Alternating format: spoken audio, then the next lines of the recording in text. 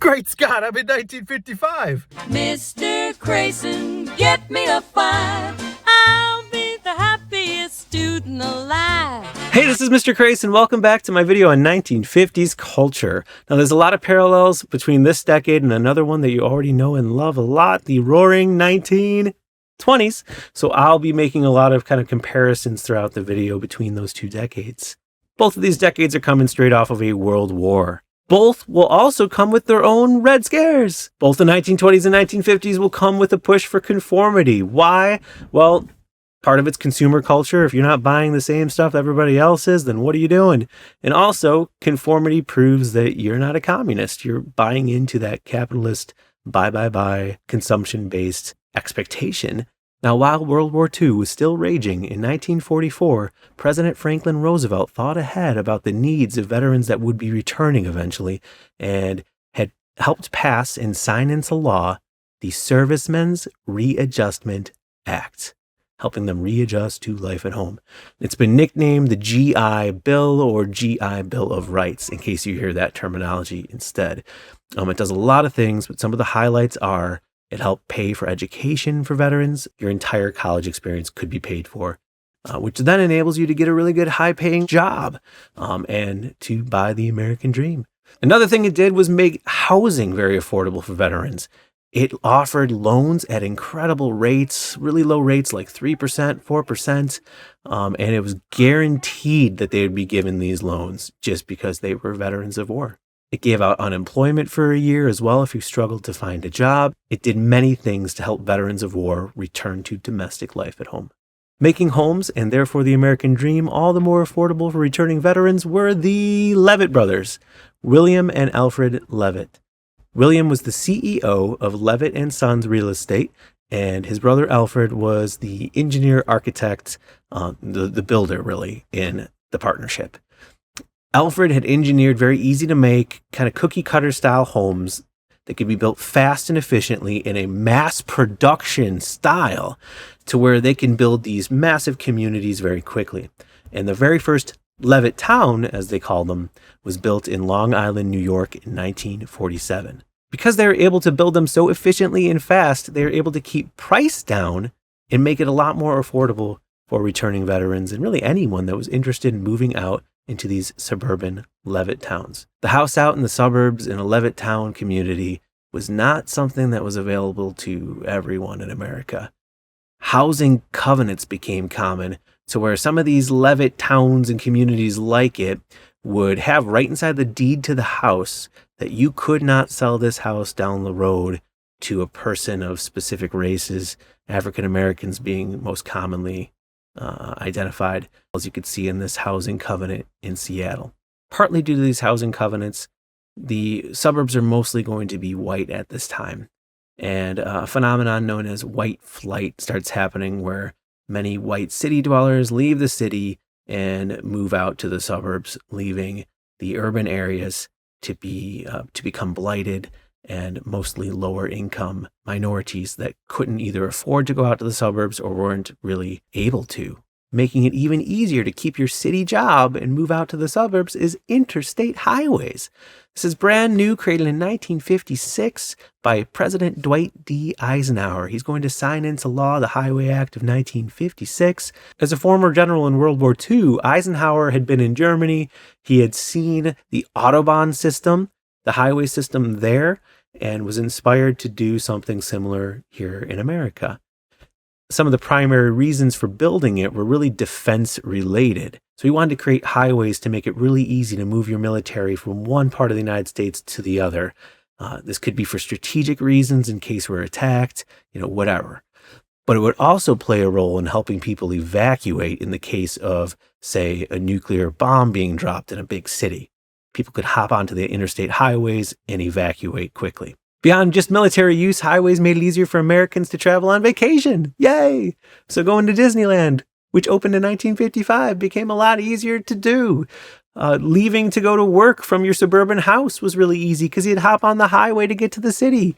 And when I travel to Chicago, I hop onto Interstate 55 and it makes it a lot easier, a lot quicker than going through side roads. So there's a convenience factor that highways brought for just the typical average American citizen too. Businesses took the opportunity to grow around suburbs during this time as well. So you have a big suburban development. Well, you're going to need food. You're going to need a grocery store. You're going to need all sorts of businesses there. You're going to get the dawn of the franchise restaurant. So McDonald's probably being the most famous one in 1955 is created. First one in Des Plaines, Illinois.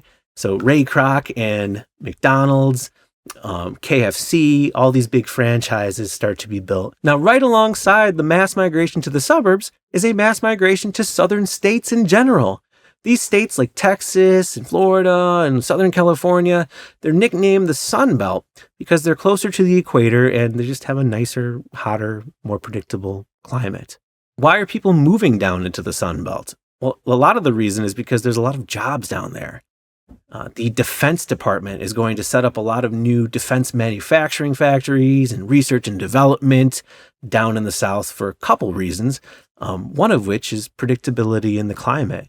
It's easier to run NASA-based aeronautic experiments in a nice warm climate than it is in a ever-changing Chicago climate, for example. Another reason people are able to settle now in the Sun Belt is because air conditioning becomes readily available.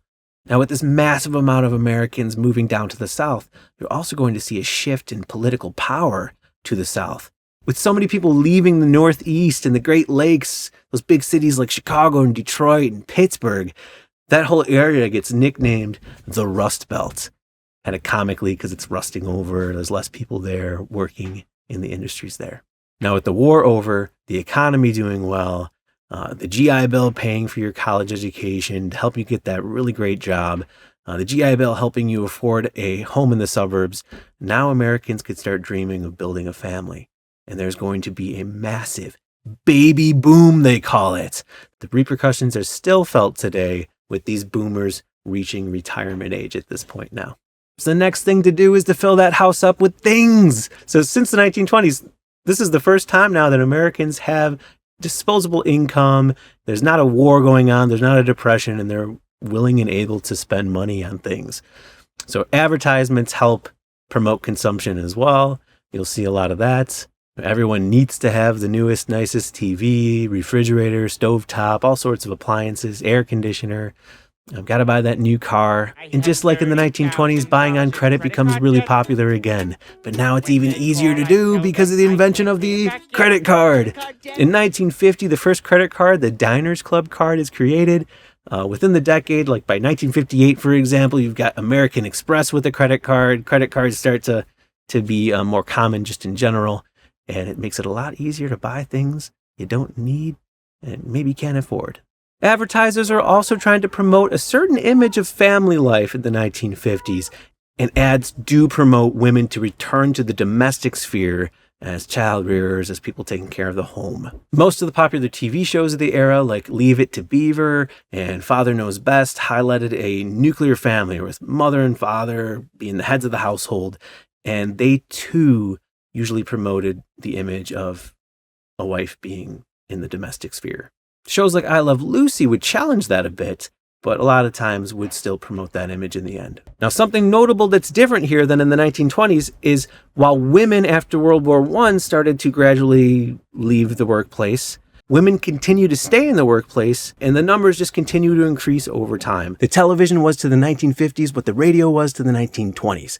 By 1950, only 9% of households had a TV, but by 1959, 80% did. It was the medium of mass culture. It promoted consumerism with its many ads. It promoted conformity with its nationwide uniform programming. It even affects politics when the first presidential debate between JFK and Richard Nixon takes place in 1960. In the 1950s, you also have a counterculture that's really disillusioned with consumerism and all the stuff that's going on, the conformity and all that, which is a lot like the 1920s. Just like the lost generation writers of the 20s, you're going to have the beat generation of writers and poets in the 50s, like Jack Kerouac in his book On the Road and Allen Ginsberg in his poem America, that are going to present to you an alternate American set of values. challenge the current conformity in consumerist culture, and ultimately the beatniks, as they were derogatorily called, are going to highly influence the counterculture of the 1960s and the hippies. So keep an eye out for that. Books like William White's Organization Man point out that people are losing their very souls to the organizations they work for. This collectivism, it's called out. Same thing will kind of happen with music of the era too. You'll have styles like doo-wop that are really pleasant, easygoing, the lyrics are about wholesome things usually, versus rock and roll, which will make people really uncomfortable. You have figures like Elvis Presley who will dance provocatively and really challenge kind of the status quo. And over in films, you have iconic figures like James Dean in movies like Rebel Without a Cause, really voicing those feelings of rebellion and teenage disillusionment with American culture. He gives them a voice, and you start to feel the rumblings of that rebellion and counterculture that's on the way in the 1960s. All right, I'm calling it. That's going to be it for this video on 1950s culture. Thank you so much for listening. Have a great rest of the day. And for me, now it's going to be back to the future.